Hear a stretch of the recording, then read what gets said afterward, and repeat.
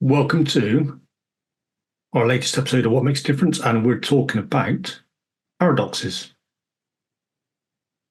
So, what do we mean by paradoxes, Rich? Because we could get all esoteric, and we could. But that's not what we're meaning, is it? Well, esoteric, no, that's a cult, isn't it? Just means hidden. Yeah.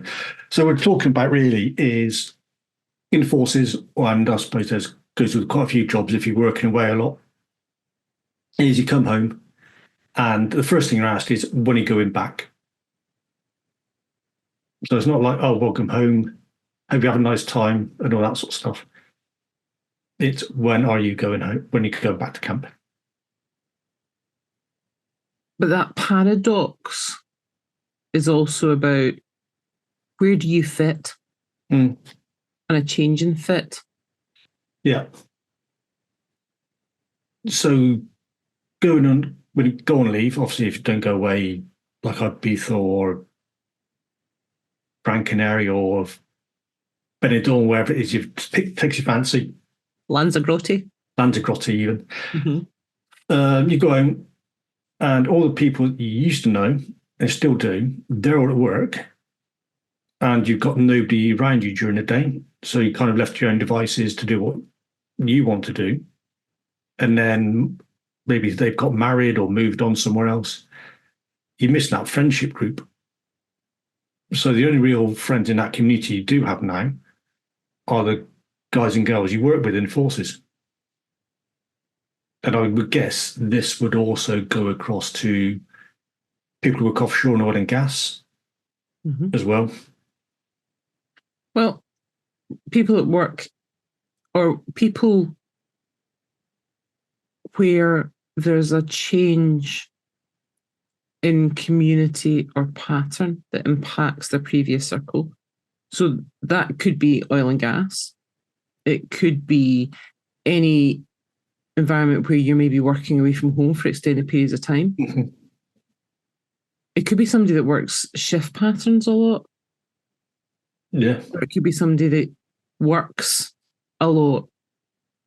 Because at some point, what happens is the existing networks drift and change. Your inclusion in them changes. Yeah. It's like a renegotiation of terms that you weren't involved in. Well, I disagree with that. You are involved. You are involved in that negotiation, but you're not always present involved in negotiation. You're not present in the room when it happens. Yeah. It's when they, like a criminal court, they trial somebody in absentia, don't they? Yeah. So there's a negotiation taking place. Somebody's not been present there to go, I'd like to be still part of this. It can't be because you're not there. Yeah, and it's not necessarily anyone's fault. No. It's just the change in patterns. And life circumstances. So whether that's, so for instance, if you're absent from that circle, that group, then there comes a point where you stop getting invitations to things because they know that you're not available. They renegotiate the terms under which they socialize with you, they share things with you. If that involves a very different lifestyle, then actually you start to miss out on the in-jokes, the in-conversations, because those move on as well. So if you do get to hang around with that group of people, it can also be very isolating as well and go, it reinforces that message of, do I want to be here?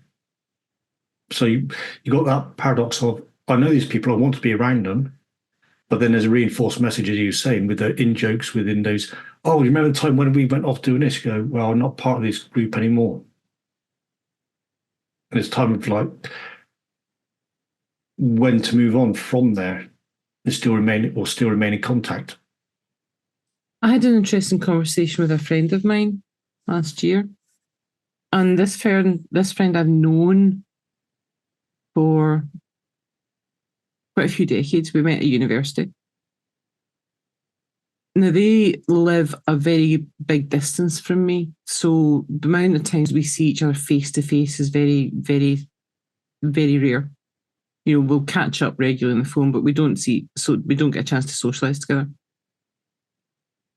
They came to visit me to spend some time with me, and the conversation we had was that really what it boils down to is if I visit them, because I'm now entering into their social circle, it's a very different experience for when they come to stay with me, because when they come to stay with me, actually the social circle is them and me for that very short duration. Mm-hmm. But that also means that I know them on a different footing.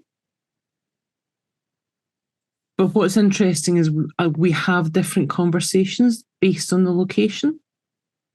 So if I visit them, I can feel quite on the outside because of that in jokes, because of the different circle that I have no knowledge of, that I can't participate in, that I don't know the history of. Yeah, when it's just me and them, we have very different conversations because I know them in a very different way from their other circle who've known them for a much shorter duration of time. Yeah. And I was reading somewhere quite recently, and it seems quite accurate, is everybody's got a different version of who you are. Yeah. So your parents, your brothers, sister, aunts, uncles, they've all got a set idea of who you are, but you go off and join an organisation or you go off and do something. Within that workspace, all those people who you're working with will have a different version of who you are as well. I suppose the challenge and the paradox comes with which version you become most comfortable with. Mm-hmm. Or you become like a Madonna, and every 10 years or so you decide, right, I'm not going to be like a virgin one from when she first went off, then to Marilyn Monroe, then with I don't know, whatever else she's gone and done, sort of changed her identity, or they, like every few years, so it seemed. You become a bit of a chameleon. And the other thing we're talking about was support groups. Well, can I just make one final point before we move on to support groups? Because I think the reason we wanted to talk about this paradox was because it can feel incredibly unsettling. It can feel very confusing because there's that paradox, that almost double bind of wanting to be somewhere else, being somewhere else, and then not wanting to be there because it doesn't feel like you. You don't fit. It doesn't fit round about you. It doesn't match your expectation of what you'd hoped for. Yeah. And therefore, your only option then is to return to the place that you actually wanted to be away from for a while, because that in a way becomes the relief from that sense of not fitting. Or that pushes the gap wider, though, doesn't it? Or then looking at trying to recreate what happened beforehand.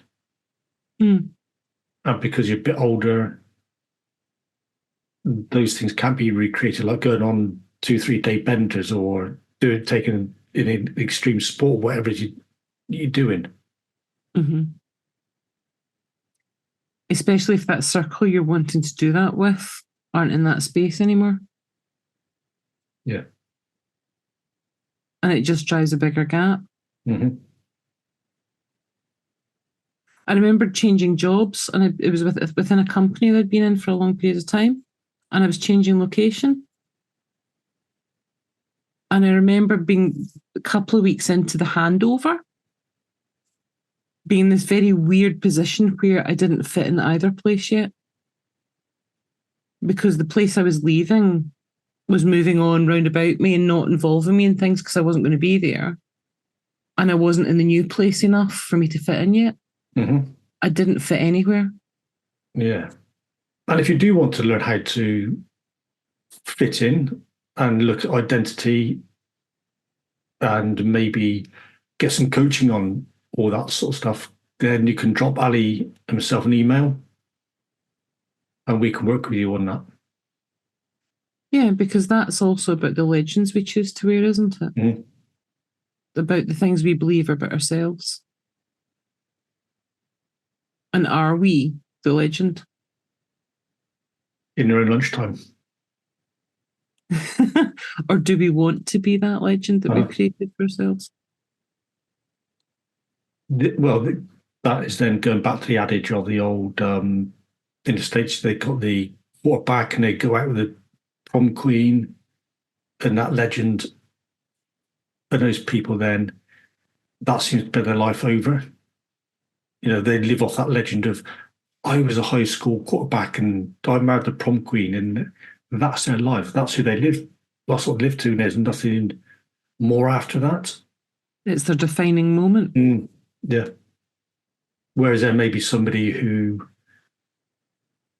wasn't pushing that direction or given those same opportunities. Their defining moments come on a lot later in life and still evolve and keep renewing every few years to keep that redefining who they are. Well, is that about mindset then?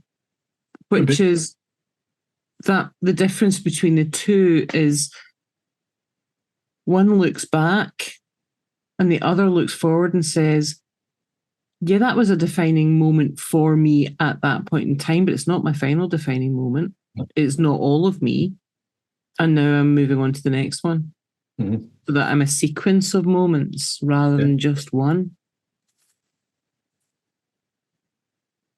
Because you and I were talking about like support groups as well, weren't we? Mm-hmm. And when does support group become toxic? When does a support group go, this serves a useful purpose for me, but then I'm realizing now that I've got everything I need from there, but I don't know how to move on. So you got that again, that's that paradox, isn't it? Of I want to move on, but I don't know how. And then these people are kind of keeping me in there because it also shines a light on them not moving on and then just wanting to stay in that group. These groups can be incredibly powerful when we're at a point where definitely. Where we're feeling lost, where we're looking for that support mechanism, when we're looking for people that understand us, that we don't have to explain everything to because they get it, because they have similar experiences, so it's just easier. But the challenge is whether or not you let that become your legend, become your defining moment. And it sounds like what you're describing is what's the tipping point for when you move on to your next your next iteration, your next version of you, and how do you do that? And that's what we can help you with. Because I think we're all a bit chameleon. Definitely. We all have the capacity. Well, I don't, unless it's a suntan, I don't really change skin colour. Well, there you've got the edge in me because I don't change skin colour full top unless the full stop unless you count milk bottle white or bright red and peeling. or blue. Or blue. Yeah, I do blue very well. I have also been known to do freckly, but apart from that, no. Yeah. I think there's a piece in that group where there also has to be almost a series of questions that you ask yourself over whether this still serves a purpose for you and actually what's it providing for you. Yeah, they are, as you say, they are useful, as in people in there would have that shared experience. They'll be able to go, this is what I've done so far to cope with. But they may only be able to take you so far because they don't want to move on. They're happy, they're comfortable within that group. There's also, I suppose, for me, a test in terms of the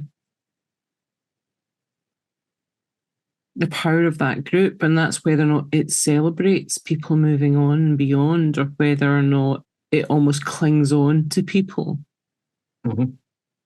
Because one enables you to be more, to move beyond. The other holds you where you are. And the question is, where do you want to be? Yeah. So what are your next steps? Mm-hmm. I guess they'll be giving us an email. They will indeed be giving us an email because, yeah, that's what you and I do. Mm-hmm. Mm-hmm. So what are your takeaways, Ali, from this? That it's really important that you constantly assess which legends you're choosing to live and where, and whether or not that legend is serving you well or not. That whoever and wherever you are should be pushing you forward and lifting you up, not holding you back. And that everything changes. What about you, Rich? Do your best to avoid those moments to define who you are, because you're more than those. You are. Mm. I think paradoxes can be found everywhere, but don't go looking for them. And when you're on leave, make the most of it. I think that's also about recognising that sometimes it takes a bit of effort to maintain It does. almost the things to the side of us as well as the things in front of us. Anyway, thank you very much for listening and watching. And if anything we've said has resonated with you, then reach out, get in contact, and drop us a line, and one of us will have a conversation with you about it. Definitely. And if you do like these episodes, then you please do share. You can find us on YouTube and Spotify, plus a whole loads of other places. Please do like, share, and comment as well. So many podcast channels, we can't list them all. So thank you very much for listening, and speak to you again soon. Thank you.